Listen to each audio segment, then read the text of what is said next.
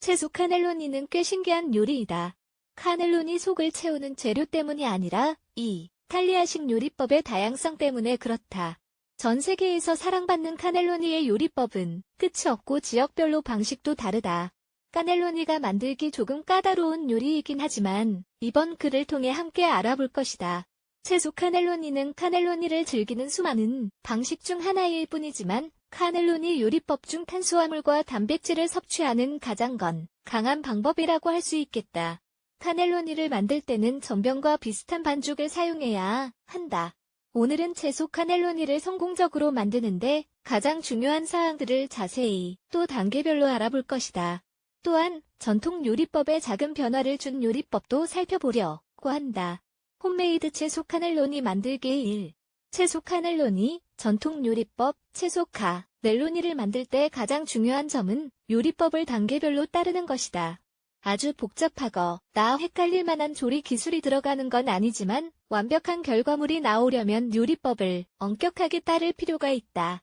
재료 달걀 4개, 밀가루 2컵, 240g, 찬 우유 2와 1월 4일 컵, 450ml, 무가용 버터 1스푼, 20g, 소금 1스푼, 15g, 데친 시금치 3컵, 90g, 리코타 치즈 1과 1월 4일 컵, 300g, 흑후추 한 꼬집 썰, 얻은 흰 양파 2개, 모짜렐라 치즈 1컵, 100g, 넘맥 원하는 만큼 볼로네즈 소스 1컵, 250ml, 베샤멜 소스 250ml, 만드는 법 가장 먼저 속 재료가 될 채소와 전병 반죽을 만들 재료를 분리한다.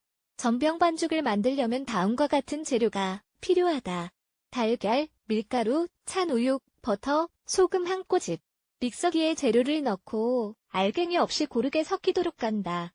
완성된 반죽을 냉장고에 1시간 정도 넣어둔다. 이제 속재료를 준비할 차례이다. 간단하다. 남아있는 재료를 사용하면 된다. 남아있는 모든 재료를 약한 불에 올리고 볶는다. 기름에 살짝 튀기듯이 볶는다. 이제 2가지 소스를 넣고 잘 섞이도록 5분간 저어준다. 냉장고에 넣어둔 반죽을 꺼내서 카넬로니 모양으로 빚는다. 오븐용 넓은 유리그릇을 손 닿는 곳에 준비한다.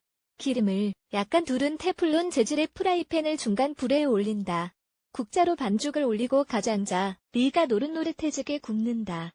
노릇노릇해지면 반죽을 꺼내서 채소로 속을 채워야 한다. 손으로 속 재료를 채워 만든 카넬로니를 오븐용 그릇에 담는다. 이런 식으로 그릇을 가득 채운다. 200에서 25에서 30분간 오븐에서 구우면 된다. 이제 채소 카넬로니를 즐기는 일만 남았다. 2. 햄과 치즈가 들어간 채소 카넬로니 앞서 말했듯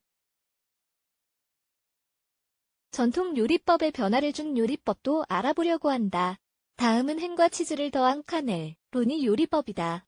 재료 밀가루 1과 1월 2컵 200g, 우유 2와 1월 2컵 30ml, 달걀 1개, 호박 3조각 250g, 소금 1스푼 15g, 마늘가루 1스푼 15g, 중간 크기 당근 2개, 파슬리 1스푼 15g, 흑후추 한 꼬집, 모짜렐라 치즈 2컵 200g, 양파 1개, 칠면조 햄 1컵 150g, 근대의 비장 토마토 3개, 올리브유 1스푼 15ml. 만드는 법. 반죽 만들기부터 시작한다. 믹서기에 달걀과 우유를 넣고 간다. 원하는 반죽의 식감과 양감에 따라 재료의 양을 가감한다. 걸쭉하지도 묵지도 않은 반죽이 좋다. 달걀과 우유가 섞이면 밀가루를 넣기 시작한다. 조금씩 넣는다는 것을 기억하자. 알갱이가 없어질 때까지 간다. 다 갈고 나면 양념을 할 차례인데 파슬리와 마늘가루는 선택사항이다. 올리브유를 한 스푼 두르고 예열해둔 프라이팬에 완성된 반죽을 올린다. 반죽이 약간 부풀 때까지 잘 익힌다. 다른 냄비에는 호박, 근대, 당근, 양파를 15에서 20분간 삶는다. 다 삶아지면 불을 끄고 식힌 후 채소를 썬다.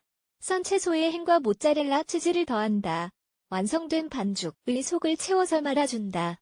오븐을 180로 예열하고 25분간 굽는다. 카넬로니가 익을 동안 소스를 준비한다.